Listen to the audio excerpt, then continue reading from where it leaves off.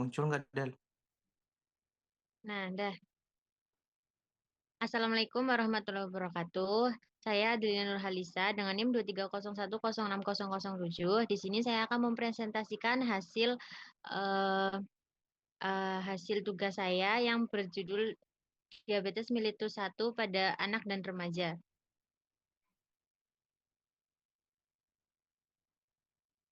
Pada latar belakangnya, DM tipe 1 adalah penyakit metabolik kronis yang banyak terjadi pada anak dan remaja. Terjadi karena kerusakan autoimun pada sel beta pankreas sehingga tubuh tidak dapat menghasilkan insulin. Kekurangan insulin itu dapat menyebabkan glukosa tidak masuk ke sel dan menumpuk dalam darah atau hiperglikemia. Anak dengan DM tipe 1 beresiko mengalami komplikasi akut seperti ketoasidosis diabetik atau DKA.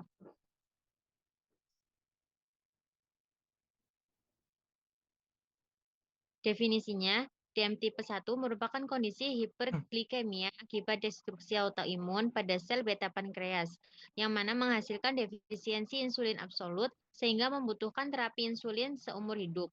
Umumnya terjadi pada usia kurang dari 20 tahun dan gejalanya muncul cepat dalam hitungan hari hingga minggu.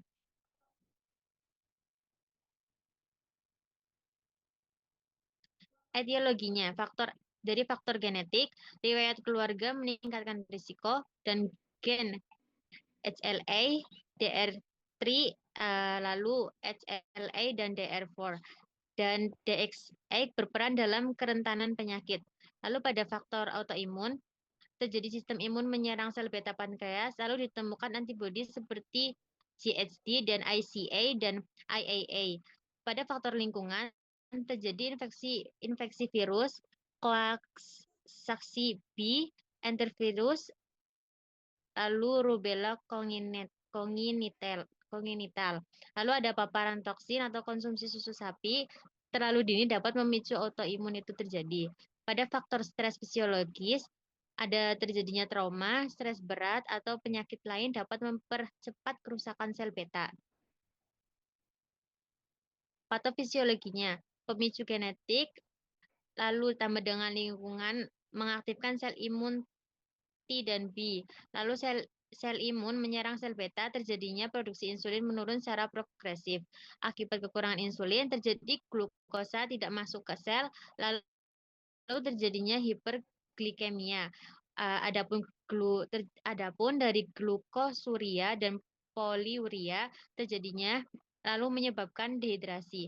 Pada tubuh yang memecah lemak itu terjadi pembentukan keton, lalu terjadi lagi risiko DKA.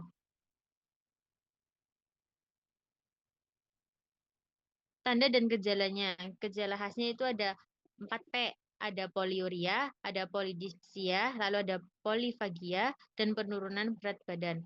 Gejala tambahannya ada kelelahan, pandangan kabur, luka sulit sembuh, napas berbau buah atau aseton, mual, muntah, nyeri perut, dan bisa menyebabkan tanda awal DKA.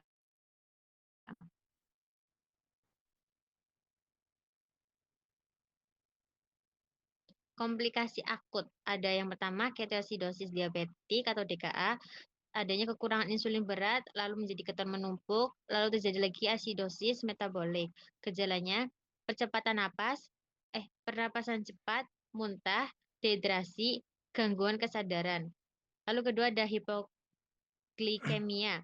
Kadar glukosa sangat rendah akibat insulin berlebih, olahraga atau makan kurang. Gejalanya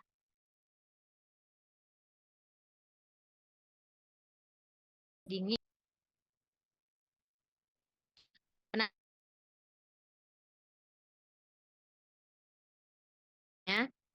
ada pelaksanaan rutin. Yang pertama, terapi insulin seumur hidup. Adalah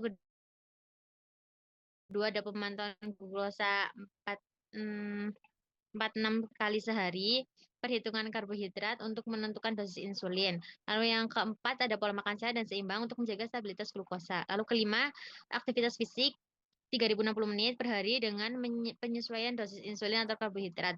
Pada pelaksanaan komplit akut, penanganan DKA, pemberian cairan IV secara bertahap, lalu insulin IV dosis rendah, koreksi kalium dan elektrolit lain, lalu memantau risiko edema cerebri, lalu penanganan hipoglikeemia dengan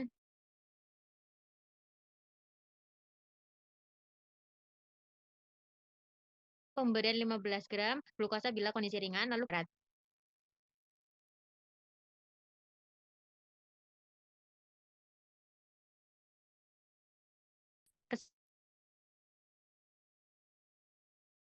Kesimpulannya, lalu manajemen yang tepat, edukasi keluarga, dan pemantauan ketat dapat mencegah terjadinya komplikasi.